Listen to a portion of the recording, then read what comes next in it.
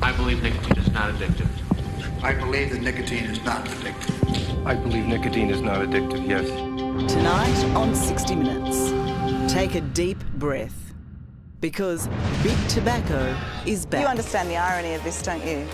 That you're a cigarette company. You're pointing out the dangers. Could this controversial product create a whole new generation of smokers? Mango, the other one's raspberry. This time, a claim they'll actually save lives. We can say for sure it's safer than tobacco. But can we trust them? Once this thing is out of the bag, it would be very hard to put back in. Those stories tonight on 60 Minutes. Good evening and welcome to the program. For years and years, executives from Big Tobacco perpetrated the myth, with a straight face and often on oath, that smoking wasn't harmful. Well, you're about to see something that'll take your breath away. A current senior employee of British American Tobacco admitting what we've all known for a long time. Smoking kills. No, he doesn't have a gun held to his head, but he does have an agenda. He wants to promote nicotine e-cigarettes, or vaping, as it's also called in Europe and America. And guess what? It is safer than tobacco. But does that mean it's safe? If you smoke cigarettes all your life, then on average, half of those cigarette smokers will die prematurely from a variation of diseases, whether that's lung cancer, heart disease, respiratory disease. We've heard this before, but never from a tobacco company man. Lung cancer, heart disease, respiratory disease. Lying used to be their stock in trade. I believe nicotine is not addictive. I believe that nicotine is not addictive. I believe nicotine is not addictive, yes. But millions of people are again putting their faith in Big Tobacco, who are now pushing smokers to quit and take up e-cigarettes or vaping instead. How do you know that e-cigarettes are a safer option? The evidence to date, the scientific consensus, is that they're around about 95% less harmful than cigarette smoking. E-cigarettes turn nicotine-laced liquid into a vapour. In Britain alone, there are over 2 million users. They call themselves vapers, and they are making nicotine cool again. It's the habitual need to inhale and exhale something visible and that feeling of nicotine, because the nicotine addiction doesn't end at just that chemical reaction. It is the habit of smoking as well. And I think that's really where vaping has taken off. And I used to smoke roughly 70 a day, which was, quite heavy, and it did quite a lot on my lungs and stuff. But 70 a day? It was quite a lot. And how much do you smoke now? I don't smoke any cigarettes at all. I just purely vape for about 3 years now. This is music to the ears of British American Tobacco, keen to crack this new market and along the way rebrand themselves as responsible corporate citizens. Right, so this is our pilot plant. We do a lot of the prototypes for our next generation products. Not long ago, I would never have been granted an interview, let alone be allowed in. But in this new era, their chief scientist, Dr. David O'Reilly, is now happy to take me on a tour and graphically spell out the dangers of smoking. Yes, so David, what is the point of having this displayed here like this? Okay, so this wheel represents the harmful or potentially harmful chemicals that is produced when cigarettes are burnt. It's been described to me as the wheel of death. Are you comfortable with that description? Well, I wouldn't, I'm a scientist, I wouldn't describe it as the wheel of death, but certainly this is the problem. These chemicals will lead to disease and early death for lifetime cigarette smokers. It's an unusual strategy, warning of the dangers of cigarettes with no intention to stop selling them. I guess the message back to someone like yourself from a tobacco company is, if you're so concerned about saving lives, stop the supply of cigarettes. I think we have to be pragmatic. Cigarettes exist today. It's the biggest tobacco category on the planet.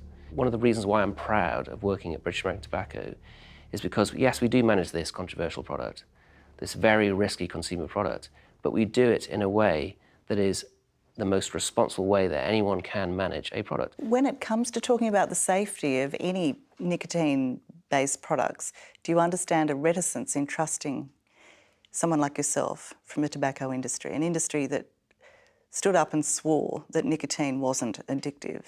I can't change the past. I wasn't there in the past. I'm not going to account for the past.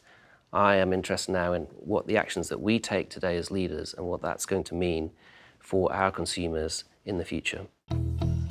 So, British American Tobacco has invested $1 billion into e-cigarette research. Here in their Southampton lab, they collect and compare the vapour from an e-cigarette to the smoke from a tobacco cigarette. These machines mimic lungs. And you can see that the aerosol is being collected, and these pistons, when they open, you'll see the vapour. You can see the vapour coming through, and it's collecting the vapour down. So this is meant to represent how a human uses an e-cigarette? But in a controlled way. Yep, right, okay. And there's nothing more stark than looking at the residue of a cigarette versus an e-cigarette. It's almost black and white. That's all the tar and the products of combustion. Obviously that would coat the inside of your lungs. When you look at the same collection of vapour from one of our e-cigarettes, you can see the powder's clean. This is why this causes smoking-related diseases and why we believe this will save lives. You understand the irony of this, don't you? That you're a cigarette company, you make tobacco cigarettes, you're pointing out the dangers and showing me the alternative. I think this is entirely consistent with our company strategy of offering consumers choice, in the same way that if we were selling a full sugar soda drink, why would we be criticised for selling a diet drink and water and fruit juice? And it's not just big tobacco spruiking e-cigarettes. Britain's oldest and most conservative medical establishment, the Royal College of Physicians, and its members like Dr. Nick Hopkinson, also believe they are safer. We're very confident that compared to smoking, the harms involved are certainly no more than 5% of the risk from smoking. So for someone who is a smoker, switching across to vaping is a huge improvement in terms of their health risk. The irony is stark. The relationship between the medical fraternity and big tobacco has been fraught for a long time. In fact, it was in 1962 that London's Royal College of Physicians released its landmark finding, categorically linking smoking with cancer. And now, 55 years later, in an uneasy alliance, it's recommending smokers use e-cigarettes, a product increasingly being made and marketed by big tobacco. But this is the tobacco industry, and they once told us that cigarettes were safe. That's a really important issue. I mean, the tobacco industry has a long and very well documented history of lying about the effects of smoking. That's my point. But I think in this instance, I think what they're saying accords with what the science so far shows. Okay. Here we go with it. Let's take your blood pressure. Excellent. And this view is shared by plenty of Australian medicos, like Associate Professor of Public Health, Colin Mendelsohn. So for those people who go from cigarettes to vaping, are they just swapping one evil for another?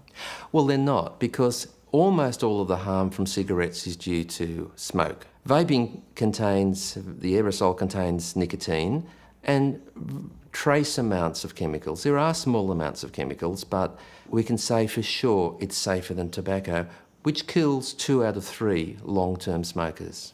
Do you expect vaping to kill people? We've had 10 years of vaping so far. There's been no evidence of any serious harm from vaping. The only problem is that using a nicotine e-cigarette in Australia is actually illegal. Annette Huppatz is breaking the law. So being an e-cigarette user, using nicotine in your e-cigarette, what does that make you? Well, it makes me a criminal. I'm a criminal for giving up smoking and becoming healthier for doing it. It's not going to stop you? No. If I go back to smoking, I'll probably die from a smoking-related illness. So, no, it's not stopping me.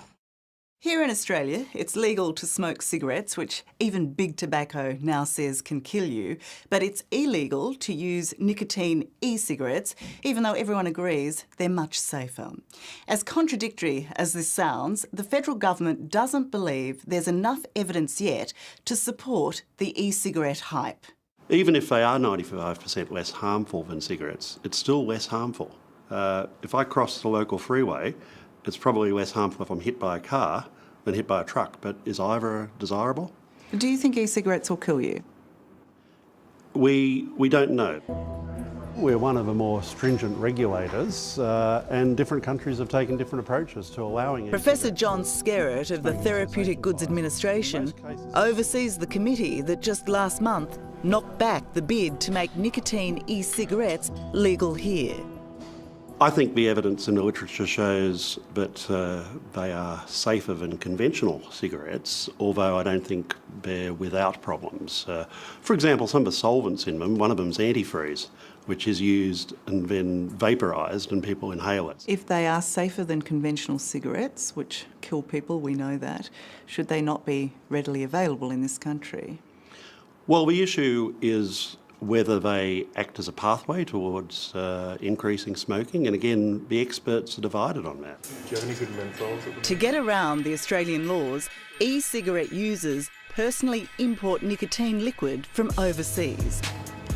They then mix it into one of the hundreds of flavours available and then vape away. Still, while the potential threat of prosecution remains, they all say the law is an ass and should be changed.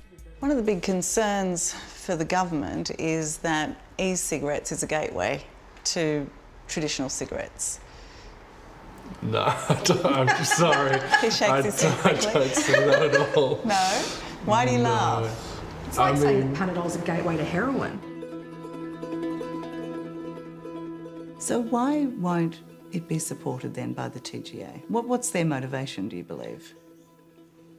I think the TGA is very risk averse. I think it's looking at potential risks, many of which are theoretical, concerns that kids will take them up, that they'll renormalise smoking. The TGA has taken a particular abstinent-only view, that people have to stop smoking, and that's the only choice. What do you think is the cost of taking the abstinence stand? I think it will cost Australians hundreds of thousands of lives. Do you accept that lives of smokers will continue to be lost?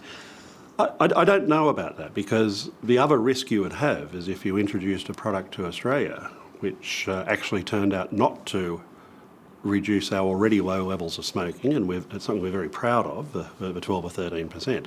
And unfortunately, nicotine and smoking have a history of so-called innovations that were meant to be radical improvements. So asbestos-containing filters, it sounds hard to believe these days. And so that's why both we, but the broader medical authorities within Australia are being cautious, because once this thing's out of the bag, it would be very hard to put back in. Yet slowly but surely, the vapour is spreading down under. Yeah, that's really good. It's estimated there are now 500,000 regular e-cigarette users here, and vape bars like Wick and Wire in Melbourne are becoming the 21st century tobacconist. Mango, the other one's raspberry, and I think there's a watermelon as well. Except the customers have quit cigarettes, but not nicotine. To me, it poses a very low risk compared to the alternative, which is smoking. Are you at all concerned that down the track, it may well be discovered that these are not as safe as you think they are? As safe as you're being told they are? No, I'm not. How can you be so I do certain? believe that it will have some health effect. Breathing in something all day, every day can't be great for you. But I know how bad smoking is, and I haven't been able to give up smoking any other way. So it's a choice between dying and living, is what you're saying? That's exactly what I'm saying. What is the true motivation for being in the market of e-cigarettes? Is it about people's health, or is it about your bottom line? It's about both. It's good for public health authorities because death and disease caused by cigarette smoking will reduce. And it's good for us because as our consumers move from cigarette smoking to safer alternatives, we will find that a profitable business going forward. Would you actually consider them safe? I know you're saying a safer option, but are they safe? No product is really safe.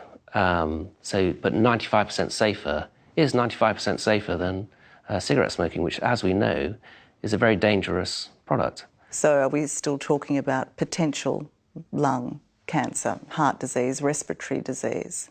Potentially, we don't know precisely which disease. If that 5% risk is a mathematical calculation, longer-term research needs to identify what risks are in that 5%, or if indeed that 5% is real. Or they could prove to be more dangerous. Well, I doubt that is going to happen based on, there is a lot of science at the moment. 95% is a lot. That's a big step down in risk from cigarette smoking. But if we do not yet know the long-term effects, should it be readily available? I think they should. It's not our decision, it's government's decision, but we would urge them to do that for the sake of smokers who are our consumers. But do you accept that your past is a challenge when it comes to trusting what you're saying today?